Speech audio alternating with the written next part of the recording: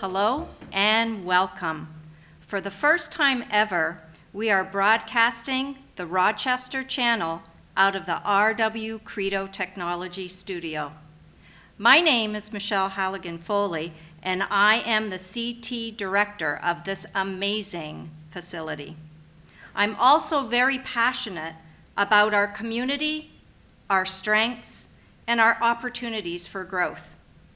Today, our topic of discussion centers around mental health in Rochester, a look through the eyes of some of our city personnel who serve Rochester. Our panel will answer a set of questions that will help us think about the benefits and resources and supports as we move forward. Our goal is to begin a Rochester Mental Health Alliance. Steps to reach that goal will be discussed a little later, but I'd like to begin by introducing our wonderful panel today. Hi, Michelle. Thank you for having me on tonight, everybody. I am Officer Brandon Kimbrough of the Rochester Police Department. I'm the newly appointed Community Engagement Officer. I've been with the department a little under 18 years, so I have a little experience with the mental health from in my years in patrol. Thank you. My name is Erin Nacino. I'm the Community Outreach Facilitator for the City of Rochester. My position is about 8 weeks old, so I've just really been getting acquainted with the city and the available resources and community members in the area. Great, welcome. And I'm Brian Keller. I'm the principal at Bud Carlson Academy, the alternative high school for the district, as well as being a part of the district's health and wellness committee as well. I've been teaching for a little over 20 years, and I've been here in Rochester for, I think this is my 9th year. Hi, I'm Stephanie Auclair. I work for NAMI New Hampshire and in collaboration with community partners, and I'm also a Rochester resident. Great. Well, welcome everyone. I really appreciate you coming out today. And as I said before, we have a set of 3 questions that we're going to talk about, and we'll begin with question number 1. What does a community that supports mental health and wellness look like? So I want you to think a little bit about what exists right now, how it looks, and how it feels to you. The biggest thing that I see in Rochester right now, I guess a lack of knowledge, a lack of community involvement. People are still afraid of what mental health exists. You can't see the issue. Needing people, like as you said, Rochester Mental Health Alliance, getting people more involved, not just the nonprofits. Getting individuals, families involved and all that to make mental health awareness more out in the community, help the stigma, and go from there. Yeah, that's a great point, because it shouldn't, mental health doesn't have to, I know we're going to get to the stigma question, but it made me think that mental health is something that everyone has. It's not, but we can tie it to, when people have mental health problems. And I think that knowing what exists, knowing there's connections in the community and people feeling connected, feeling purpose in the community, right? And I think that purpose is always going to drive some of those things. And then knowing what those supports are, and that's one reason why I was excited to talk with everybody, is I think there's a lot of different supports, and we don't always know who's doing what. Part of the Mental Health Alliance you've just started building, I think, is going to go a long way to, but everyone should feel the things that we need for positive mental health. We need them whether or not we're in crisis or whether we're just having our day. Yeah. And I think that's what a community should look like. It should feel like it has those components. Right. Like safe. I love our community center. We have the Head Start program in there, which I think is a great resource for really strengthening families and really building that resilience from childhood and from the parents' perspective. We have the senior center, just having all those opportunities for community engagement, finding purpose, and relationships, I think is so important. And I definitely see Rochester striving for that right now. Right. It's great to have these events too, because sometimes new facilities, support groups, they pop up throughout the years, and if we don't stay connected and network with each other, we might not know all of what's available, and we could be missing some good information to push out to people. So this is important to me, to sit in with this and absorb all the information I can, so I can push out to the people that I come in contact with, Yeah, which is often. Yeah, we, you know, it really does take a village, and I feel that everyone is working hard, but sometimes they work in silos. And so now that we're all coming together, we can actually share our supports and our resources and really make a difference. So, great. I love as well, just thinking about when I was younger and what the city is starting to look like now. And I listened to Matt White a lot and just how beautiful they're making the city. And I think having it kind of morph and there's flowers and it feels just safe and beautiful to be here. And it's a city should be proud to be from. I don't know. I think that plays an important role too, because the previous Rochester, like 20 years ago, I just remember didn't have that same, you know, Right. beautiful power to it. So. Great. Any other thoughts? I just want to mention that 1 in 5 people suffer from mental health, and it does not discriminate. Mm-hmm. You don't have to be low income, middle income, high income. It's affected by all people. Yeah, very important point. So let's move on to question number 2. What impact has stigma had on you, your role, and/or that you've seen it have on our community? So I think we'll start. I've seen a lot being a police officer in town for just under 18 years. Of last year, Rochester Police, we responded to 503 mental health related calls. And when those calls come in, it's usually a police, fire, and EMS call. And so a lot of resources come out, and we're just there to listen. We're ask direct questions and give direct advice. And so we see it from all walks of life. It's all types of the mental health spectrum. The trauma that some people have gone through, to be in my role, to insert myself into this, and the sadness that they walk around with.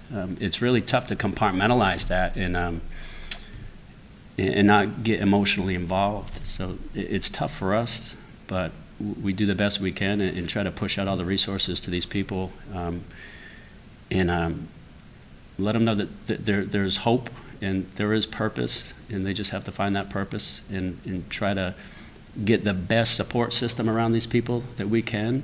Some of these people don't have cell phones. They don't have transportation. So to get to and from a facility, to call some of the facilities, it's really tough. So we try to facilitate as much as we can with rides, with phone calls, with follow-ups.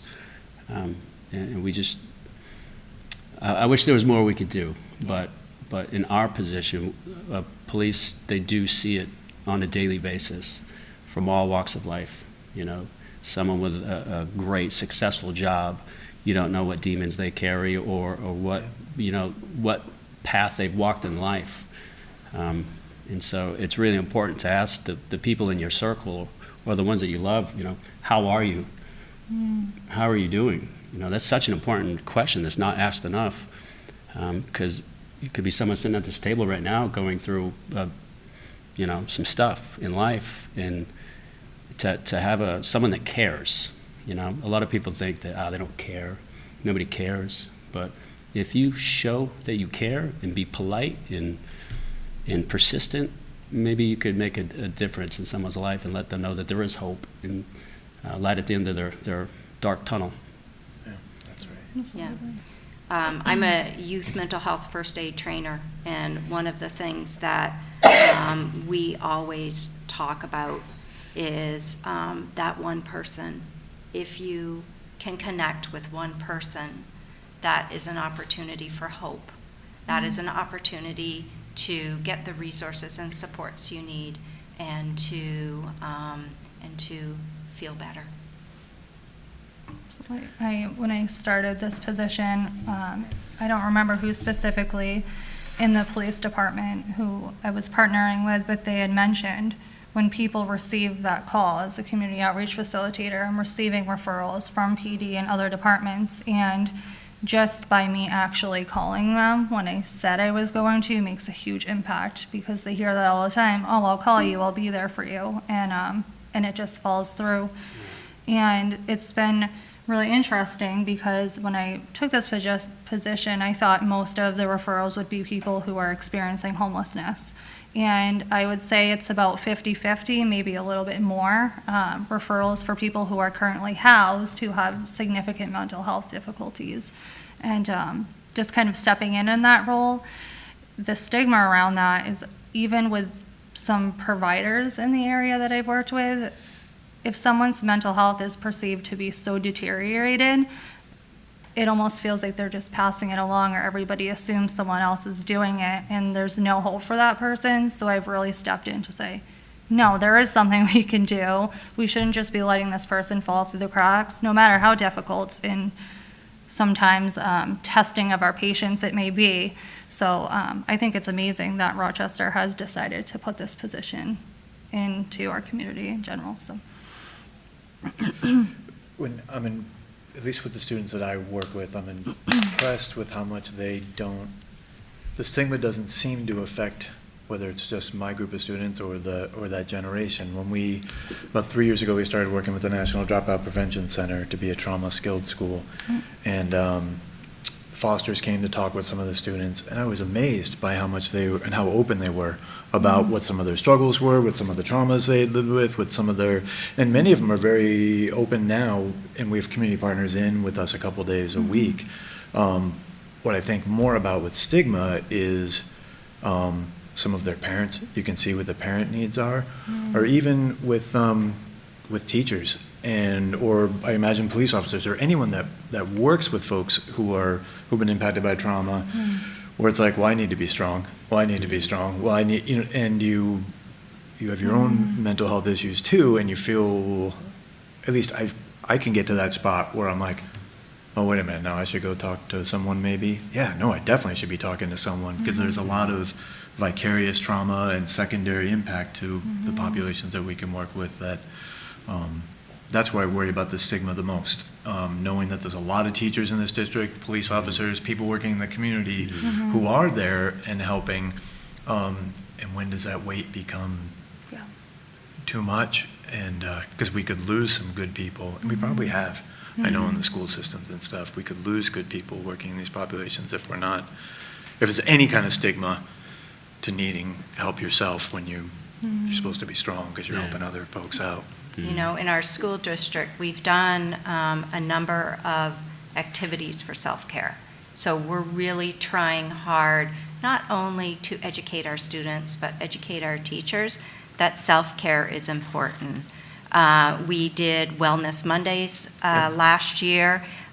We did that quarterly, where we had an opportunity for teachers to hop on and just talk. Our team ran those sessions. We did an elementary and a middle and high school session, which was great.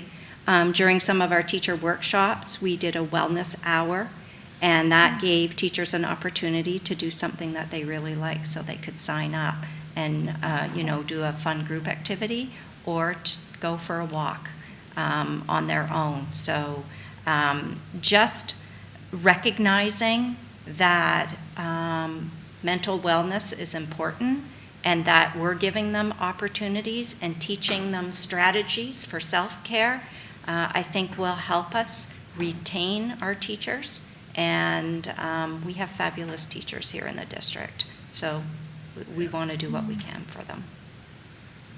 I just want to mention to others out there in the community that I'm someone who lives with bipolar. Bipolar doesn't define me as a person. I'm someone who has a mental health condition. I've been in recovery for 8 going on 9 years, and that's through therapy and medication and all that. There is hope out there. You just need to reach out. It may not happen overnight, but being in recovery does happen. and people out there willing to help. Thank you for sharing. Yeah, thank you. Thank you. Any other last thoughts about stigma and its impact? I know with me, with having bipolar 2, I found out when I was sick, probably about 15, 16 years ago. And when people surrounded me, family and friends, they all disappeared. And I think a lot, it reminds me of like when my father had dementia, all of his close friends and all that stuff seemed to hide away, and I think they're scared. They don't know with what mental health is, and it's easier to walk away, but we need people to come together, because that's how we're going to help, our mental health. Yeah. Yeah, that makes me think, because I've been thinking there's a lot of attention that we're giving to wellness, to mental health issues and stuff now, and you do have to worry about that fatigue and people finally being like, oh, we're still talking about this. That we can't, like, instead we need to kind of build those structures that support a good community that has a purpose where people are connected, because people do get like, well, come on, we're still talking about mental health. Yeah, we're going to start to keep talking about this because we need to support each other. Yeah, that's right. I love the progress that we're making, especially in Rochester. You guys just seem so progressive. My school district, it's been over 10 years, but did not have that all-encompassing mental wellness discussion. And I was the child, as well like you, who suffered from PTSD and other diagnoses. And there was kind of like those kids, you went to those groups where you talked about mental health, and I felt ostracized. And I had a dean of students in high school actually tell me I should drop out instead of supporting me. And I did drop out, and then I ended up getting my GED and going to college, and here I am. So it's all work to the good, but it's just unbelievable how in just this many years it's changed, and I'm so grateful for that because I've seen too many people just give up because people aren't willing to understand. It's too much work. Yeah. It's encouraging to see society continue to progress with education and available treatments. If you look at just, in the mid to early 1900s, what we used to do to people with mental illness, they'd, have the insane asylums and they'll just lock them up and stereotype is, crazy when the options that are available today are just, it's good to see. Great. All right, let's move on to the next question. And the next question is thinking about where we are and where we want to be. How can we build a more supportive and resilient Rochester? So that's quite a loaded question. Yeah, it is. But who'd like to start that one off? Well, I love the resilience part of it, and I think that's really important, and it does make me think of the work we were doing, like I said, with the trauma-skilled schools, isn't about recognizing, all right, who has what problem and what problem is that, and we're going to solve your problems. It's more of building a community that supports resilience, because you don't know what the story is, right? You have some kids who are very open about, hey, these are my problems, and then you have those more silent sufferers, if you will, as well as people who, hey, I just want to learn in a community that supports people. And the resilience factors that we focus on, one is connection, and that's always the first one, right? So that people have that sense of I matter to somebody, even if it's just that one person, like you were mentioning before. Belonging and security is another resilience factor, right? Not just that I matter, but I belong here. I'm in the right place. Achievement. That idea that I can do something, purpose, really is that resilience factor there. Fulfillment is that I have something to offer feeling.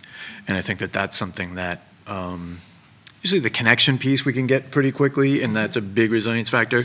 That fulfillment part of feeling that it's almost in between purpose and, I have something to offer, I see a lot of power coming from that once we get students there, but that's one of the last ones. And then autonomy, feeling like we have some control.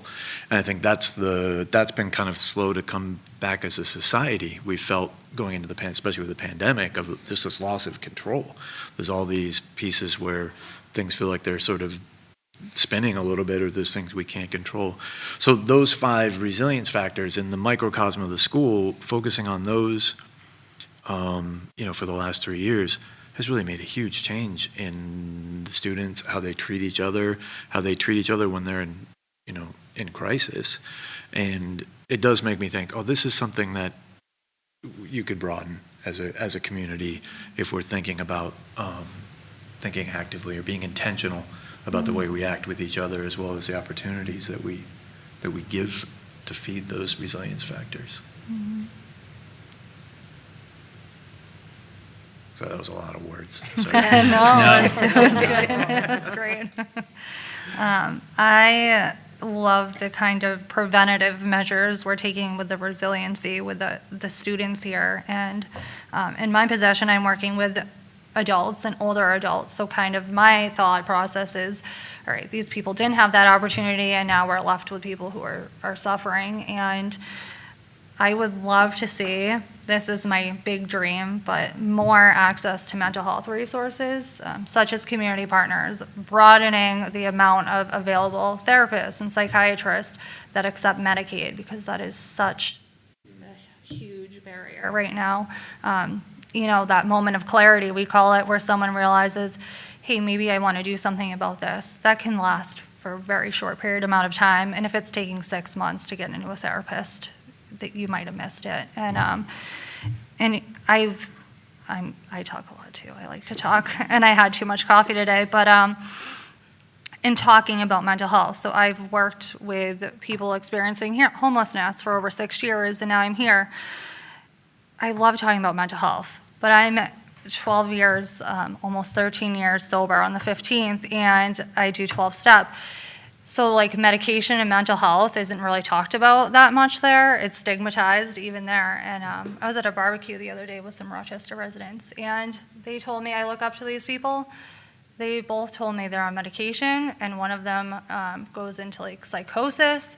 And to be honest, I felt a little uncomfortable having that conversation, even though it's something I feel passionate about. So it's just, even I have stigma, even though I, don't even necessarily think I do. So I would love to see us just be willing to talk more, because I've known these people over 12 years. We've never talked about it before. So I just think. Right, and it all starts with a conversation. Exactly, and then it just becomes normal. Like, Right. hey, I take meds and it helps me. If you're struggling, you should too. Like, I would love for that not to feel uncomfortable. Yeah, I think has to be a certain amount of trust to be able to put yourself out there and to share, to move forward. So, yeah. Anything else?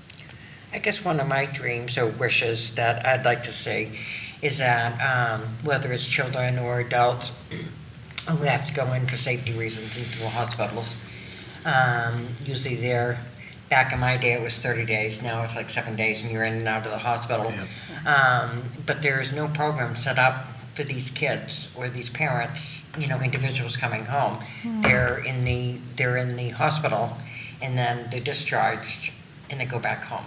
And sometimes, as you said, you're waiting 6 months to see a therapist and stuff, having something in the midstream where these kids and adults can go to, because, having a crisis unit and, everyone says you're fixed in 7 days, but it doesn't work that way.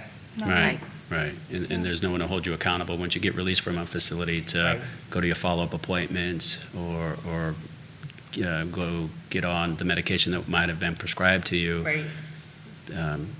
There's really nothing to hold you to that. So. I would really like to see wraparound plans. So, if we have a student who is in need and has mental health issues, that, the whole community understands, knows the plan, understands the plan, and we're all carrying out the same thing. Because I think, as I said, there's those silos that everyone's working really hard, but we don't necessarily communicate with one another, and I think we need to do that more in order for change to happen. Absolutely. Yeah, because that does make me wonder about, I know that some of the students that we've had that have come from some of the facilities, there is Community Partners is there to do the groups and piece, but, you know, as Brandon mentioned, no one's forcing them to do that. Like, it's not the norm yet, right? Like, it's not, it hasn't been sort of like, oh, and if more folks are kind of like, hey, you know, let's make sure we make time out of the school day or whatever this is, or make sure that there's that, so that it can happen. Because I think some of those pieces are there, they're just not normalized. And until we normalize them, we won't know if they're working, really. Because if it's 7 days in and then you're out and you're not going to any appointments or didn't go do, well, holy cow, did any of this work? Like, what can we do? And in 7 days, and you mentioned the connection to somebody, in 7 days, are you really building a connection with anybody? You might have went in feeling lonely, and then you're leaving feeling just as lonely. So if there was a way to maybe get like a mentor or something, that could just be your partner. I don't know, there's got to be something. I know there is. We're going to figure it out at our meetings too. Yes. We hope so. Yeah. And I really like what the pride you expressed in Rochester, I think is a factor in all that too, right? And mentioning that hey, we have a community center, and if that can start to become oh yeah, that's right, that's the community center. I'm not sure what to do, but I'll bet you they know there. That those two things could really help build the resilience and improve the communication and wraparound piece to things. Yeah, and I also know that we need to start small, and then we can big, and we can build, and the community will come. I think that's the way that we're going to make change in Rochester. Right. I'm excited about it. I'm excited that we have so many agencies coming together, and the passion around it to move this forward is very special. I agree. Anyone have any final thoughts? Things that you'd like to share? If anybody out there is experiencing some trauma or difficulties in their life, you're not the only one. You're not lonely. You're not on an island. You might feel that way, but there are people in similar situations, and if there's anybody that you can confide in, give it a shot. Give it a shot, you know, because to suffer in silence it's got to be tough, and it just give it a shot, you know. I would at least encourage that person to talk to somebody, whether a loved one, whether a best friend, or even in the mirror to themselves, just to say it. That might just be a first step of getting comfortable with expressing how you feel. It might save your life. Yeah, great. Anyone else? Would I be able to ask a follow-up question for Stephanie? As it relates Absolutely. to what Yeah. Brandon said? Yeah. If you're comfortable answering this, would you tell me, like, what was it for you when you made that first step towards your recovery with your mental health? Was it a phone call? Did you reach out to a friend? Was there something specific that happened, or was it just like... I think my biggest thing through my recovery, before my recovery part of it, my husband was my best friend and the person who stood next to me. But he put all his energy on me, and he did not take care of himself. So it got to a point where it was a heated point that I didn't think our marriage was going to last. And when he started to refocus on himself, I was going through therapy. I was drug resistant, doing different medications and working together with that. And then him not letting me just sit down and lay down. He was the turnaround that, no, you get up and do this yourself. I'm not going to do it for you. And just finally realizing that I needed to change. And I've been with my therapist now since 2009. Really great relationship, and I have a great psychiatrist. And as I said, drug resistant. We worked around the different medications and stuff, which was huge. But I didn't come out and state that I was bipolar until this last April, when I was at my job and I did a stigma presentation, because I was so afraid what other people going to think. Am I going to lose more friends? Am I going to lose more family? But it was so it was like 1,000 pounds off my shoulders. I don't have to hide who I am. Love that. Thank you. Yeah, you're welcome. Anyone else? Well, I just want to thank you all for coming today, for sharing, for your resources and your supports and your data. We appreciate that. As I said before, I think it takes a village, and we are moving towards that. And it's going to take time, and we have to start in small steps, but we need your input. So we are going to be having a public forum on November 2nd at 6 p.m. at the community room at the Foley Community Center to discuss what our community is seeing, the next steps in forming a mental health alliance, and we thank you for tuning in, and we hope to see you on November 2nd. Take care.